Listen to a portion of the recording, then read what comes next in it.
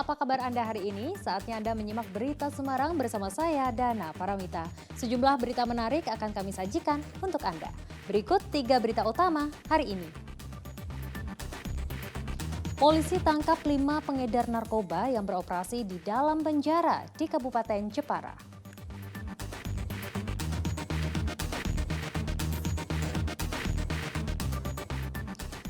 Terinfeksi penyakit mulut dan kuku, puluhan bangkai kambing yang dibuang di sungai di Kabupaten Semarang berasal dari Pulau Sumatera.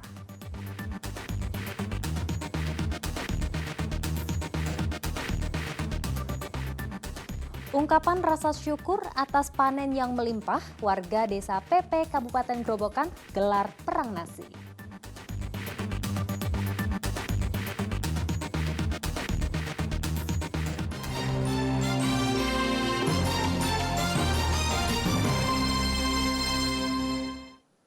Informasi pertama untuk Anda, peredaran narkoba yang dikendalikan dari dalam penjara kembali diungkap Satuan Reserse Narkoba Polres Jepara.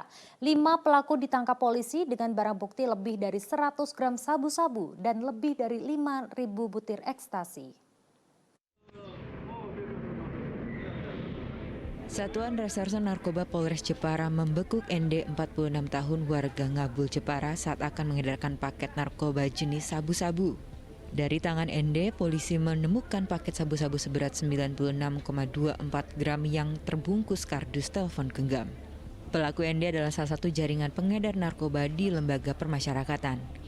Selain ND, polisi juga menangkap 4 pengedar narkoba lainnya yakni AE, MA, BP, dan HG. Penangkapan para pelaku berlangsung dari bulan Mei hingga Juni ini. Para tersangka merupakan jaringan narkoba yang dikendalikan oleh seorang narapidana di lembaga permasyarakatan. 5 kasus yang diantaranya adalah 4 kasus terkait tindak pidana narkotika dan 1 kasus terkait tindak pidana obat terlarang. Sinergitas dengan pihak lapas, jadi kebanyakan mereka adalah di atasnya adalah juga di lapas semua.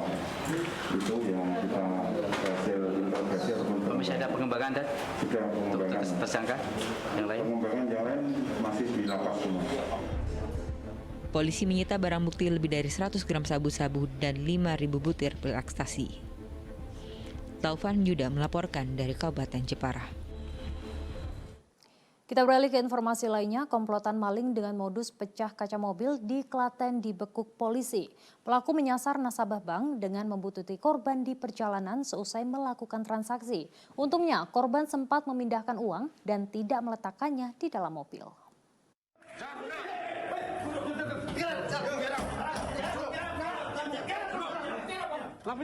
Dua maling dengan modus pecah kaca mobil ditangkap polisi di sebuah tempat penginapan di Pacitan, Jawa Timur.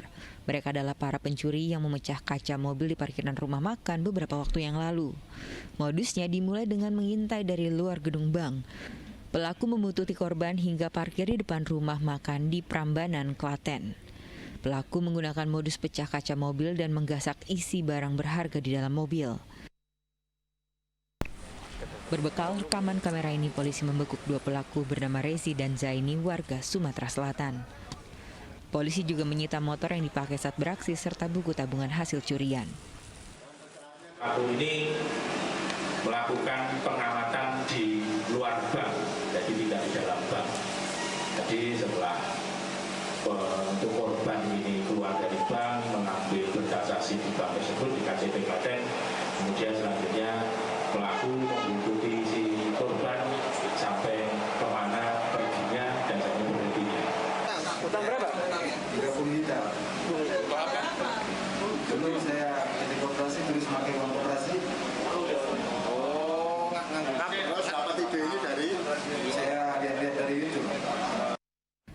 Untungnya korban sempat memindahkan uang yang diambil di bank ke tas istrinya sehingga pelaku hanya mengambil buku rekening dan surat-surat lainnya di dalam mobil. Walau tidak mendapatkan hasil seperti yang diinginkan, pelaku harus menghadapi ancaman hukuman maksimal 7 tahun penjara. Krisna Agung melaporkan dari Kabupaten Klaten. Berita lainnya untuk Anda, ini ada polisi gadungan yang diringkus aparat Polres Kudus. Sang polisi gadungan mengaku sebagai anggota BRIMOB dan memperdaya seorang janda dengan membawa kabur mobil milik korban. Ahmad Asrori, warga Kabupaten Demak ini mengaku sebagai anggota Brimopolda Jawa Tengah. Berbekal KTA Polri palsu dan senjata airsoft gun, sang polisi gadungan memperdaya seorang janda. Sebelumnya pelaku dan korban berkenalan lewat media sosial. Mereka kemudian sepakat untuk bertemu. Korban tidak curiga saat pelaku meminjam mobil karena menganggap pelaku sebagai anggota Polri betulan. Ternyata mobil tidak kunjung kembali sehingga korban melapor ke Polres Kudus. Polisi menangkap pelaku dan menyita barang bukti seperti KTA Polri palsu, KTP palsu, dan senjata jenis soft gun. Menunjukkan senjata, menunjukkan KTP dan sebagainya itu untuk memuluskan niatnya. Makanya tadi saya sampaikan kepada masyarakat untuk tidak bermudah-mudah percaya terhadap adanya upaya-upaya penipuan atau perkenalan-perkenalan yang mengaku sebagai aparat, ya baik pun itu Polri maupun TNI serta instansi lain. Kami harapkan untuk mengecek ke instansi terdekat. KTA-nya di online juga. itu kamu gunakan untuk apa, Mas? Ini kalau shotgun apa itu cicak itu awalnya. Nah, kamu kerjanya apa, Mas? Kerjanya apa, Mas? Jangan ikut bapak. Oh. Apa, Mas? Kok ngaku sebagai anggota Brimob, kenapa alasannya? Jadi pengen di Puluhan atlet sepak takraw di Kecamatan Dukuseti, Pati menggelar tabur bunga. Mereka memprotes rencana pemerintah daerah untuk mengganti lapangan sepak takraw menjadi lahan parkir.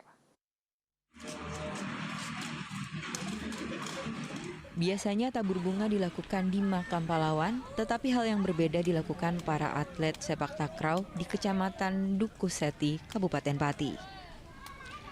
Tabur bunga kali ini sebagai simbol matinya hati nurani pemerintah daerah yang akan menggusur lapangan sepak takraw menjadi lahan parkir kendaraan.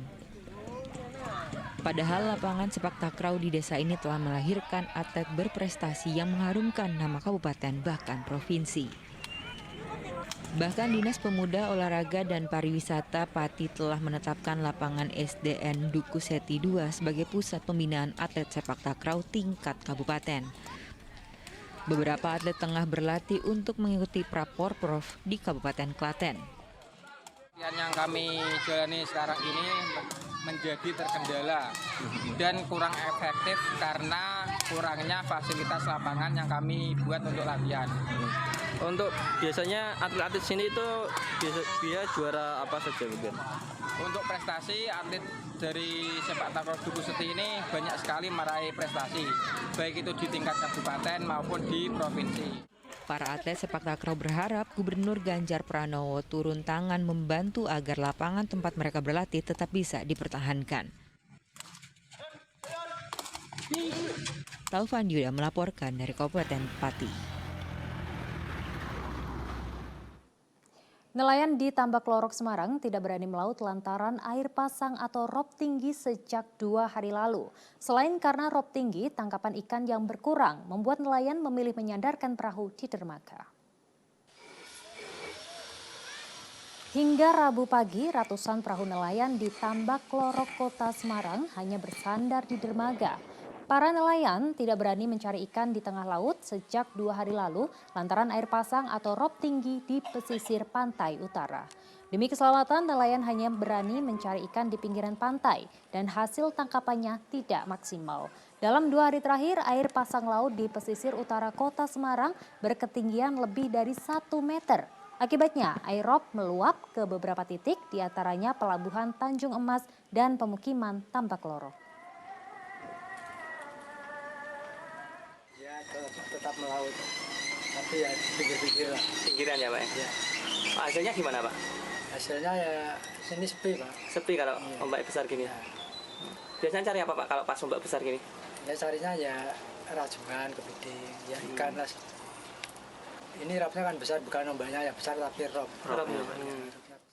Polisi memeriksa 1 orang dalam kasus pembuangan bangkai kambing di Sungai Serang, Kabupaten Semarang. Selain terjangkit penyakit mulut dan kuku, kambing yang dibuang berasal dari Sumatera.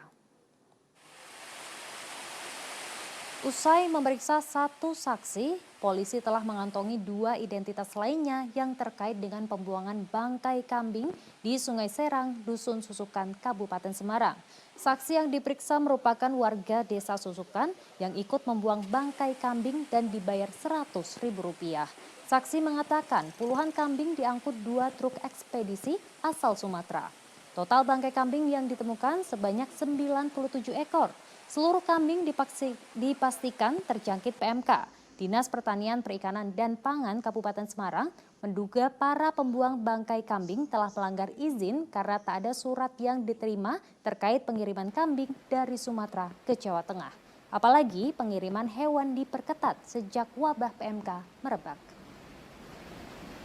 Yang meminta itu adalah seperti jasa ekspedisi yang dia saat itu ngangkut menggunakan truk 2 unit dari Sumatera, akhirnya minta tolong karena yang diangkut ini sudah jadi bangkai, minta tolong rekannya yang ada di wilayah Tengaran untuk membuang bangkai itu. Memang ada pedagang-pedagang besar yang biasanya itu mengajukan surat keterangan kesehatan hewan ke dinas. Tetapi begitu ada informasi penyebaran PMK ini kita tidak berani mengeluarkan.